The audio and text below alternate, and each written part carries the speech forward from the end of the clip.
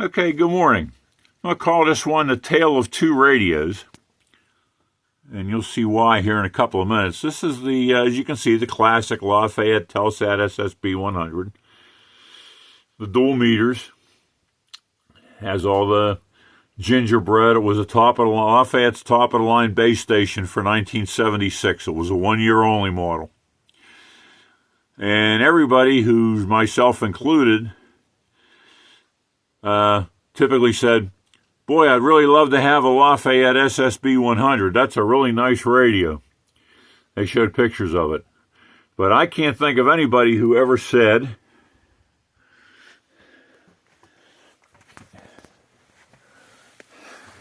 boy, I can't wait to get my hands on my new Kraco SSB Deluxe. So this is what we have here. This is another Hamfest find. And the reason why I started out the video the way I did, aside from this being a wood grain metal chassis and the other one being a real wood chassis, this radio has the exact same insides as the SSB 100. Everything runs through the crystal filter. It has really good selectivity, really good intermod rejection, and it's a fairly high performance radio for 1976. And you've got your stuff is under here, your noise blanker, your ANL, PACB, SWR cal. In fact, the only thing that this radio doesn't have that the SSB 100 does is the built-in modulation meter. Now, the story behind these radios is a funny one. My friend Mark and I went to the Skyview Hamfest a couple of weeks ago, and I saw this radio sitting on top of a box for the Kraco SSB 100 in the club trailer, and I just assumed that the radio and the box belonged together. So Mark went up there and asked the club people, and they sold him the thing for a crazy price. And there was not only one radio, but there was two. So Mark wanted the Dynacom 23 that I had, and he gave me this in trade. So, okay. So as you can see, this has the big S meter upside down. Big power SWR meter, also upside down. There's your controls, your RF gain, your sideband switch, clarifier, calibrate the SWR meter, your row of push buttons, and your volume and squelch controls. So these must have never been used. I mean, there's a date on the back of September of 76.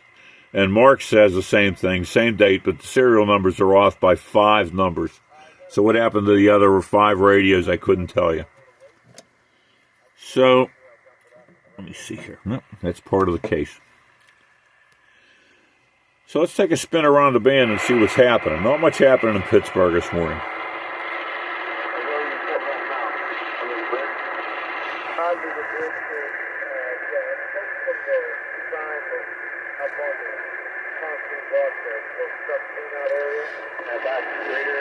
This is channel 23, 390 Wagon Masters channel.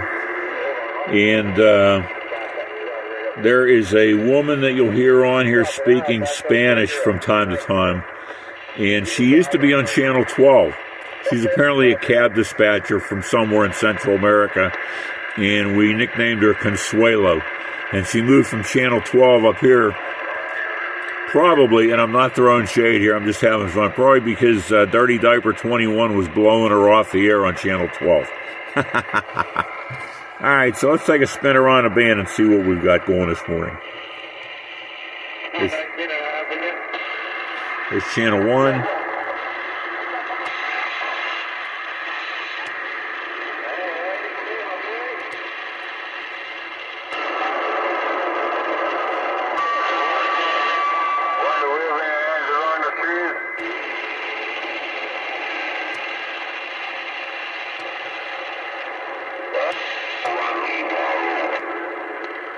A very tight audio, no splash.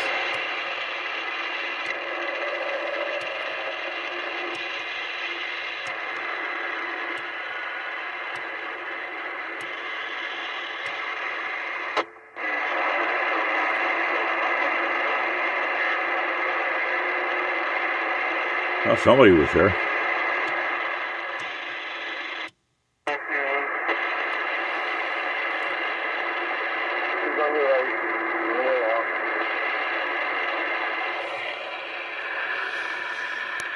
Okay, so that's the Kraco SSB Deluxe, which is a clone of the Lafayette SSB 100.